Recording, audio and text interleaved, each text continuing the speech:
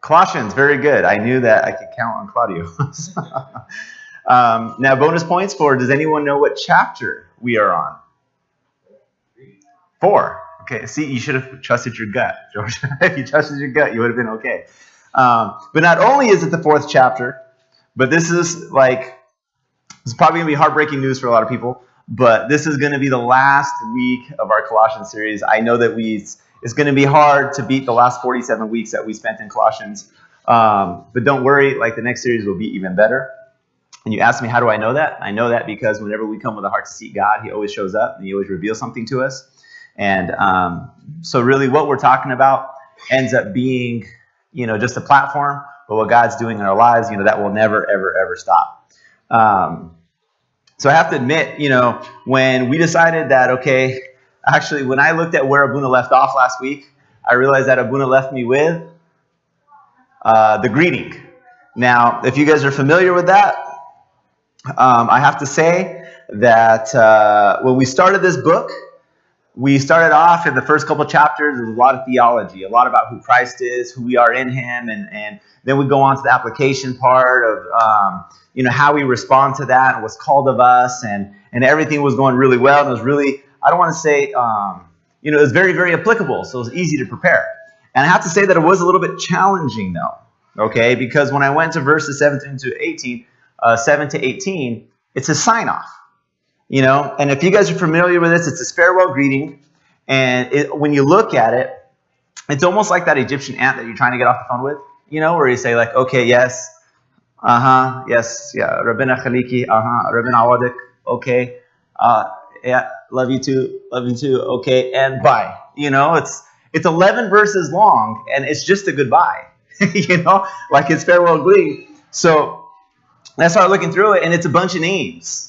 We got all of these names, and I'll be honest with you, I treat Colossians 4, 7 through 18 the same way I always treated Matthew 1. Does everyone remember what Matthew 1 is? Genealogy. It's the genealogy. It's so-and-so begot so-and-so and so-and-so begot. So when I started getting to all of the names, I just skip it and I start in the next book. Couldn't do that this time, obviously, because, I had to share what some of that stuff meant.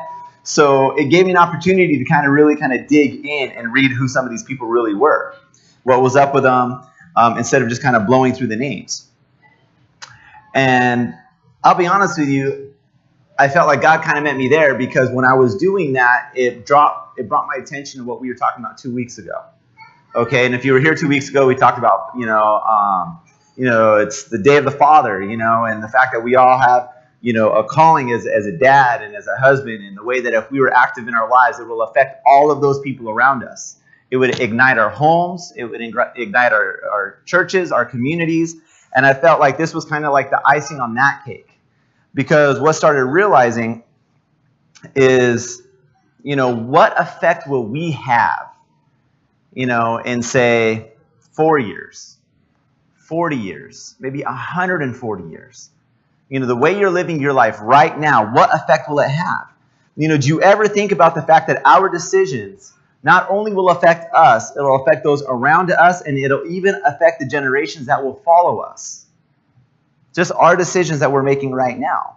See, because we all have a purpose. I love this verse, and I have to apologize. I don't have a PowerPoint today because, the guys had this great idea of going whitewater rafting yesterday, and I was like, yeah, I'm totally going to sign up for that. And I got home really, really, really late, and it was a really great day. So if you missed it, sucks for you. But we all had a really great day. When I got home, I was trashed, and I could not put together a PowerPoint. So Acts 13:36, though, says, now when David had served God's purpose in his own generation, he fell asleep. So he fell asleep, right? But not until he served his purpose. And I think what God is looking from each of us is he's looking for us to serve our own generation. And I wonder how we look at that. Our time we spent here, how do we look at that? Is his purpose for us that we can go be successful? That we can go acquire a bunch of stuff so we can worry about our spouse, our kids, make sure that they're taken care of, not only while we're living, but we take care of them even on the way out? Or maybe God's plan for us is bigger than that. Maybe it's supposed to affect a little bit more than just our nuclear family. Maybe all of those gifts and those talents that God put inside of us that, by the grace of God, if you've been able to line that up with your career, you say, well, I'm really good at what I do because I'm using all of these gifts and talents that are inside of me that God put there. But we're taking all that stuff and we're very successful in our life, in our purpose, in what we have planned. But I wonder if God's plan for us is more than just to better your spouse and your family. I wonder if it's more. I wonder, the effect that you'll have, could it be on more even than just this generation? Can you have such an effect that it will affect generations after you? And I think about that and I think of like King David. So King David served his own generation. How many generations since his own, have been affected by him? You start thinking of these great church fathers and these people who are just giants in the faith, and you wonder how many generations did they affect after them? And I wonder, well, you know what? Maybe that's a little bit more of what God's calling us to, right? So St. Paul here in his farewell, he starts name dropping all of these people, right? And he's telling farewell to some of them. Others he's mentioning in different ways. And some of these names we don't see anywhere else in the Bible. Like it's just here, And St. Paul was a great missionary. He planted all of these churches on his missionary trips. He wrote more than half the books of the New Testament. But I think one of the things we overlook as well is that he was great at making friends. He was great at making friends. And we look at St. Paul and we give him so much credit. And look, I'm telling you, all the credit's due to him. That guy was a man of men. One of my favorite Bible characters. And I look at everything that he did, but I'll be honest with you, I think a lot of the times we treat him like, he was a one-man show, like a one-man army. Like it was all him. But after reading this farewell and kind of digging into it a little bit, I realized that he was the man and he was the head and he was running it. But it wasn't just him. And when you look through his books, you're going to see that he name drops over 100 Christians. Over 100 of them. In Romans 16, he drops 26 different names of his co-workers. The other people whose hands on the plow with him. And the thing that I realized about St. Paul when I was preparing this, he had a great capacity and ability for relationships. A great capacity and ability for relationships. See, because St. Paul made a difference. And I think that we can all see that he made a huge difference. He made a huge difference obviously in his own life, in his conversion, and in his service and everything that he did. We start reading through his epistles. You start seeing that he made a difference in the churches, that he started. He made a difference in the lives of all of these people that he's name dropping. And then let's just be honest, I think it affected the entire world. Not just back then, but I think even today, our generation now, the things that we read and the things that we know and the things that motivate us, he's making a difference until today. And there's no way he could have done that by himself. It's impossible. But what St. Paul did is he built his bench. He had bench strength. He knew that as one person, he was going to be limited. He can only have so much grasp. So what he did is he invested in the lives of those around him to make sure that his bench was strong. And I believe that those are some of the people that he mentioned. And he was surrounded by a great team. Now, I will say that one of my biggest weaknesses is I'm horrible with names. Okay? So you guys have to bear with me because I'm going to butcher these people's names. I'm not going to go through all of them. I chose some of them, some things that I really liked about them. Because I felt that all of them contributed different aspects. Another thing that I loved is that they weren't all the same. Each one stepped up with their own strengths and it completed the team. Right? So forgive me for when I butcher their names. But the first one that he actually mentions is Tychicus, So we're going to call him T, right? So T, he was actually named more than just this time. Okay, he actually got name dropped 5 times in the Bible. And the first time he was mentioned was in Acts 13. And the thing I loved about him is he was faithful and a great friend. He was like one of St. Paul's go-to guys. When St. Paul needed something done, he knew he can call on T. Okay? And he would accompany St. Paul on a lot of his journeys. And think about what that means. Okay? One of the journeys was when there was there was a problem and they needed to collect an offering for the Jewish Christians for the Jewish Christians, and they went and the Gentiles, raised money for them, and they were delivering that to them. Okay, and from where they were going, that wasn't an easy trip. It was a ship ride. It was a long journey by foot, and these things were never easy. They were never short. It was going to cause them to be home for at least weeks at a time. But T was just like, St. Paul, if you're going, I'm coming with you. I'm going to be there. I'm going to be your right-hand guy. Anything that you need, anything you call of me, I will be faithful as your friend. Okay? You fast forward a few years, St. Paul's in Rome. Guess who's there with him? T is. Okay? T's right there by his side. And they're saying that chances are that he had been there since the previous offering. And during that period of time, St. Paul had survived a plot by the Jewish leaders to murder him, trials before Felix, a voyage to Rome, and they're thinking that T was there the entire time with him, carrying that burden with him, And I'll be honest with you, how many of us have those friends in our life, and they're gonna be there for a while. They're gonna be there when things are good. They're going to be there when things are bad. And they're going to stick with you through the long haul. And that was T in St. Paul's life. And he says, you know what? You need me here with you? If you need me, I'm there for you. I'll always be there for you. And St. Paul was investing for him, and then he was serving back, and he had his partner in the service that he knew that no matter what he needed, he was going to be there. Because St. Paul, he trusted him. St. Paul, it's when you read the books, even this book here, when St. Paul was delivering these letters to the churches, who did he call? He called T. And he basically told them, you know what? Can you go deliver these for me? A little bit later, St. Paul wants Titus to come and spend the winter with him. But Titus, he was in charge of a church. So it's not like, hey, just come over here and don't worry about your post. He says, don't worry. I'm going to send you T. And he's going to take care of your church when you come spend the winter with me. Actually, it was T or another one of his disciples. A few years later, he wants Timothy, who we all know is the bishop at Ephesus. Can you guess who he sends? He sends T, because that's his faithful friend, his go-to guy, the person he knows that no matter what he's going to ask of, he's going to take care of it. He's even in this book, Colossians 4:8, it says he's sending the letter with T.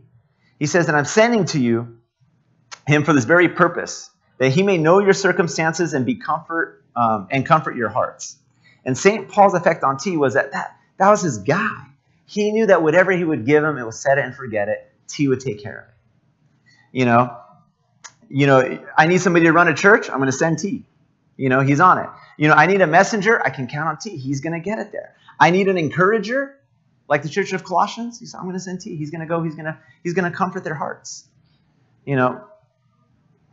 Whenever I can't be there, I can send him. And the thing I love about T is the fact that none of his sermons were preserved. Not even a single word that he ever said.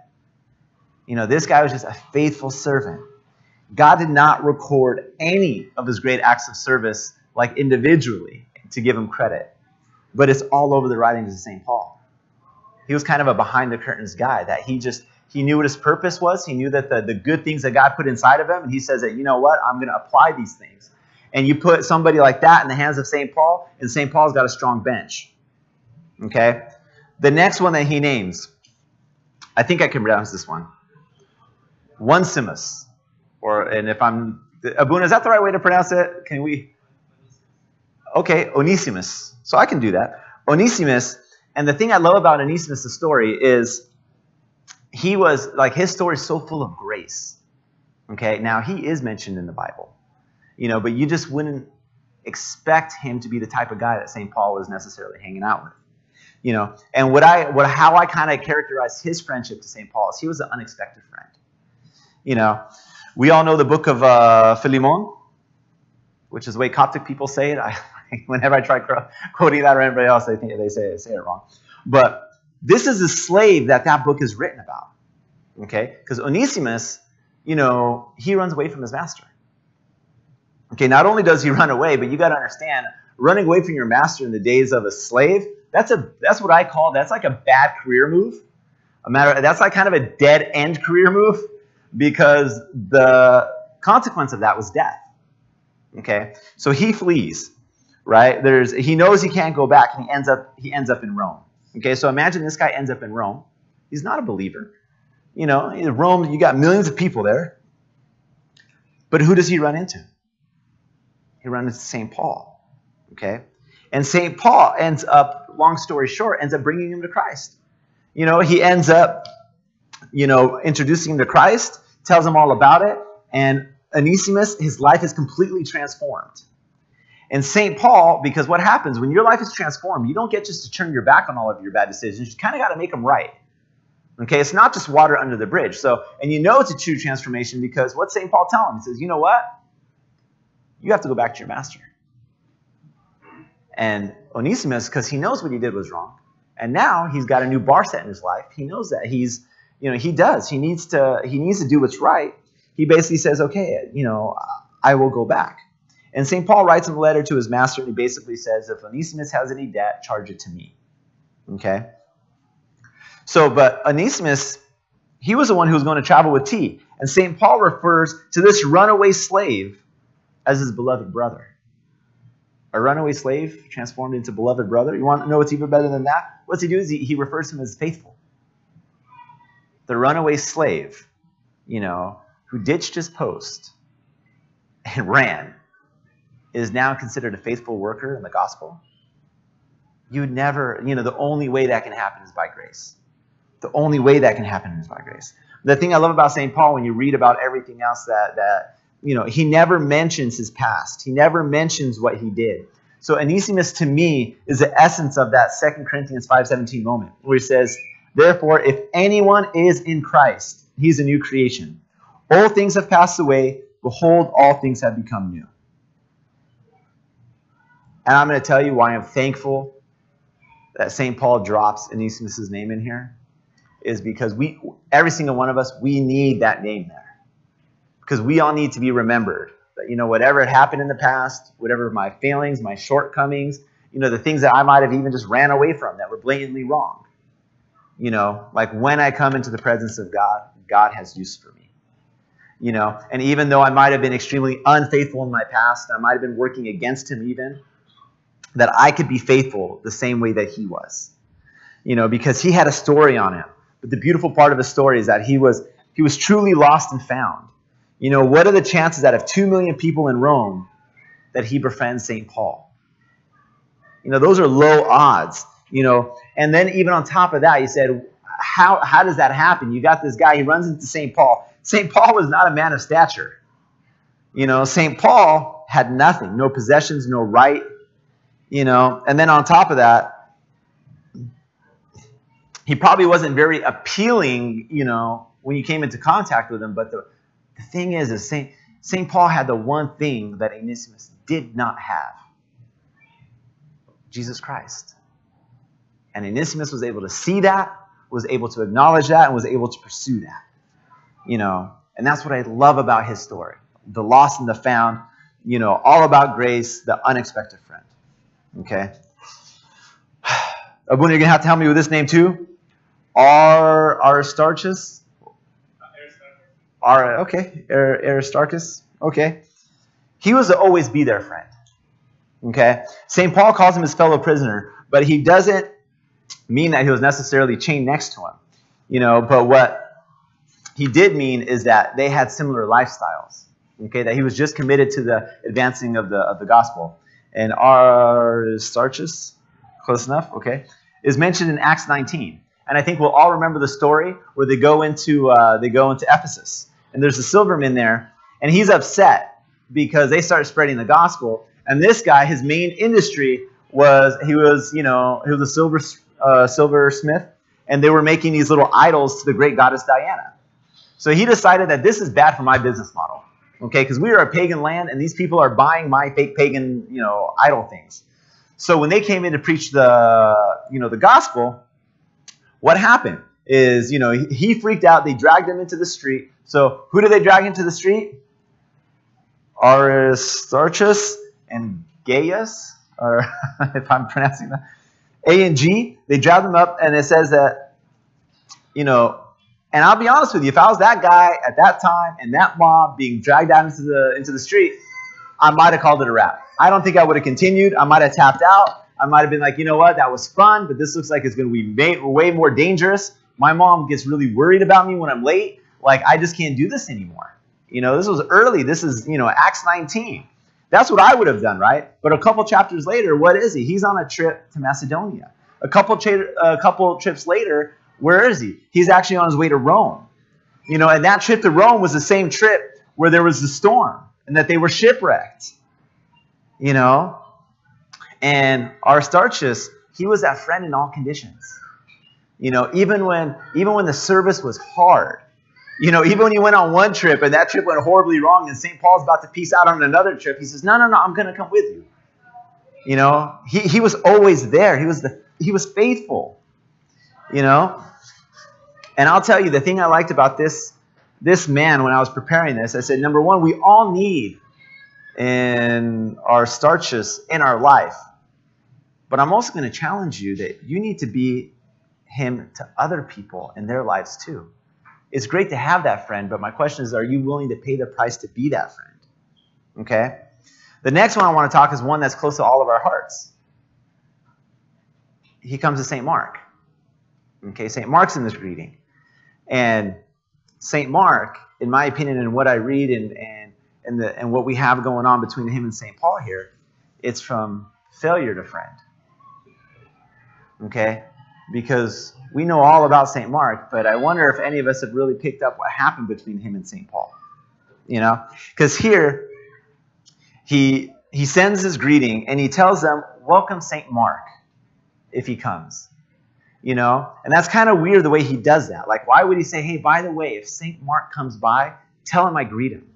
And, well, the thing is we might overlook that, but that's a full verse because there was history there. There was history between St. Paul and St. Mark. Because in Acts 13, St. Paul and Barnabas, they go do missionary work, and they bring St. Mark with them. St. Mark is Barnabas' cousin. And so he brings them, he's younger, and they say, and another thing I love about this when you're reading through all of this, St. Paul, wherever he went, he was discipling somebody. And I think that's one of the other things I was kind of wrapping my mind around. So many times we read the writings of St. Paul, and we think like, man, St. Paul was the man, and he did all of this on his own, and this and that. And like, no, St. Paul always made the most of his time.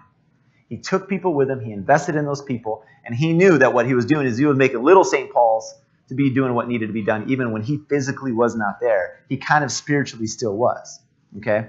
So, St. Paul takes Barnabas, and then they also take St. Mark, and St. Paul is just investing along the way. And in Acts 13:13, it tells us that mid-trip, mid-voyage, everything that they were doing, it said St. Mark left the group to go back to Jerusalem. So halfway through, he just said, I'm going home. I can't do it. Now, we don't know what the reason why he went home. I don't know what it is. But it is pretty clear that it wasn't a welcomed response. Okay? It was not welcome. And in Acts 15:36, starts a story where St. Paul and Barnabas were going to go out and they were going to head out on another trip. And St. Barnabas said, hey, let's take St. Mark with us.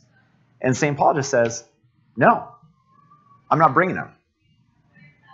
So you see these two missionaries who've done a lot together, right? And they want to go on this trip. And, Barnabas is like, no, I got to bring Mark. And he's just like, no, I'm not. No, last time he left us. It's not going to happen. And the contention between them got so strong that St. Paul basically said, fine, you know what? I'm going to go do what I do, and I'm going to go take Silas with me. And Barnabas said, fine, then, I'm going to go do what I'm going to do, and I am going to take Mark with me.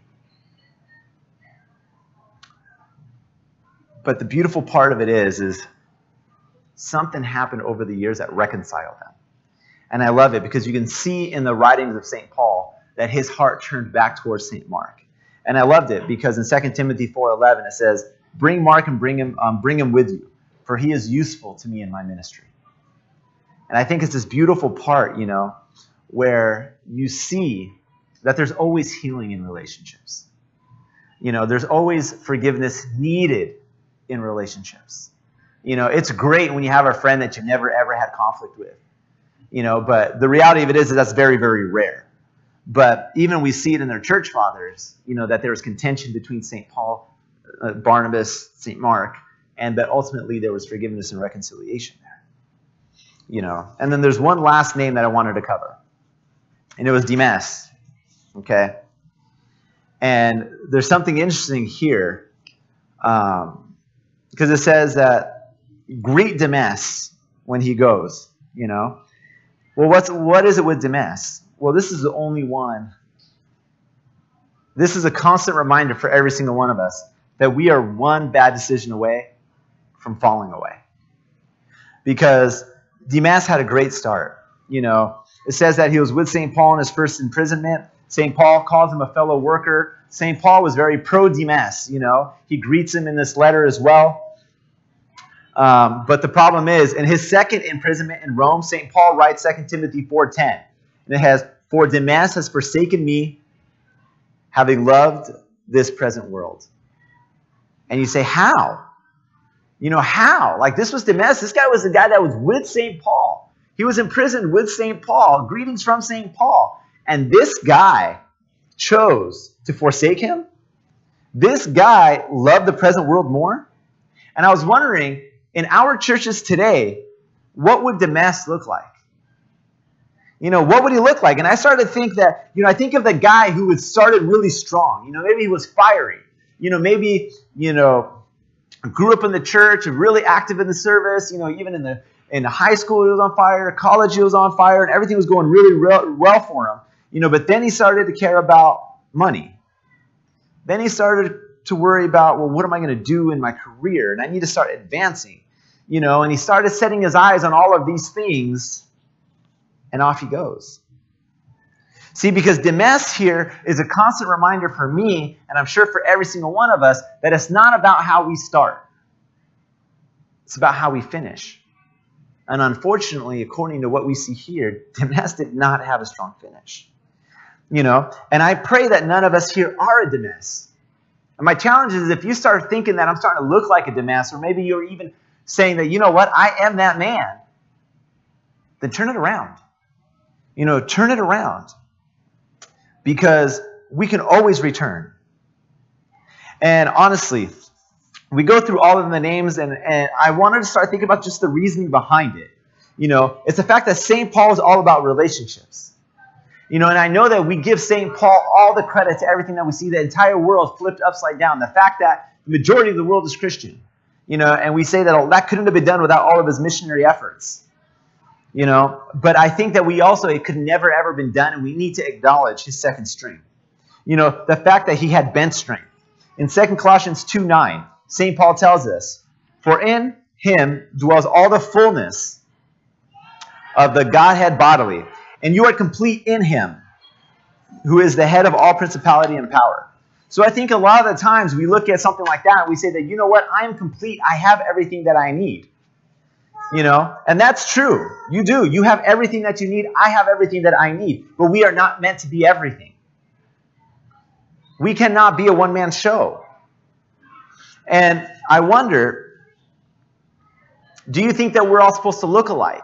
Do you think that there's some type of Christian mold that once, if I can just look like that, everything's going to be okay? Do you think that we should all possess the same abilities, the same talents? And I'm going to be honest with you, there's times where I'll look at someone else's God-given talent in their life, and I say, man, I wish I had that talent. I would do great things with that talent.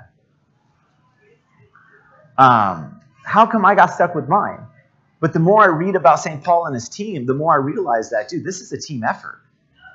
Every single one of them was different, and when I mean different, they were different in every single way. The same way that God's given every single one of us different talents and strengths, because he wants us all come together and to have this great team the same way that St. Paul did.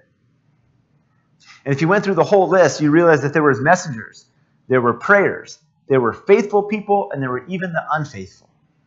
But St. Paul was not a one-man army. He was effective because of the relationships and those who were around him. Reading this closely made me realize that he was not carrying the load alone. There were crucial, his bench strength was crucial to the success of St. Paul's ministry. And I liken it to having a sports team. So you have your sports team, right? You can't depend on just one or two key players. You know what would happen if you just depended on one or two key players? You can end up in the finals 7 times, right? But by the end of the 7 times in the finals, how many rings you get? 3. Right? Because it's not just about one or two people. It's about the entire team. This was all possible because of the humble men and women serving in their own capacity to utilize God's talent for them. And I wonder, how about this church? This church.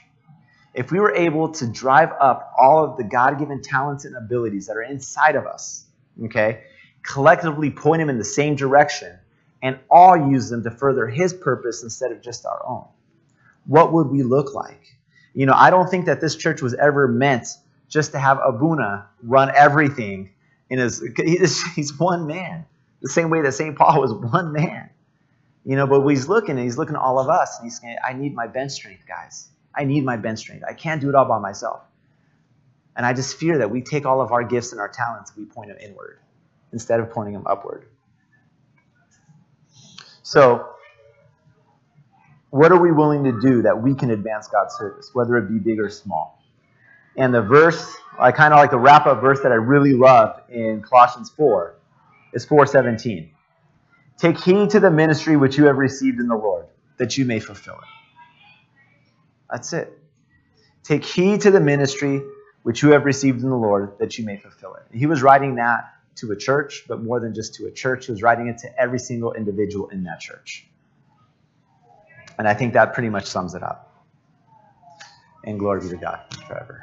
Amen.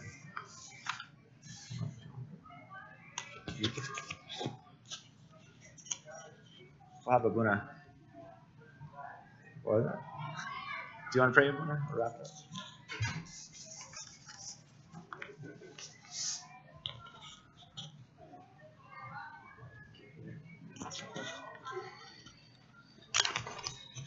In the name of the Father, the Son, and the Holy Spirit, one God, Amen, and living Lord and Savior, we thank you for everything concerning everything and everything. Thank you for the message that you have given to us, and we ask you to help us to find our talents and use them for the glory of your name. Help us to all work as faithful stewards of the manifold grace of God, to do everything for the glory of your name, and to be diligent in our spiritual life and in our service and in everything that we do. Help us to do for the glory of your holy name. Through the intercession and supplication of the Holy Mother of God, St. Mary, St. Paul, all the choir of the apostles and the saints, the blessing of the Holy Transfiguration, make us worthy to pray thankfully. Our Father, who art in heaven, hallowed be thy name. Thy kingdom come, thy will be done, on earth as it is in heaven. Give us this day our daily bread. Forgive us our trespasses, as we forgive those who trespass against us. And lead us not into temptation, but deliver us from the evil one. In Christ Jesus our Lord, for thine is the kingdom, the power, and the glory. Go in peace, and the peace of the Lord be with you. Thank you again.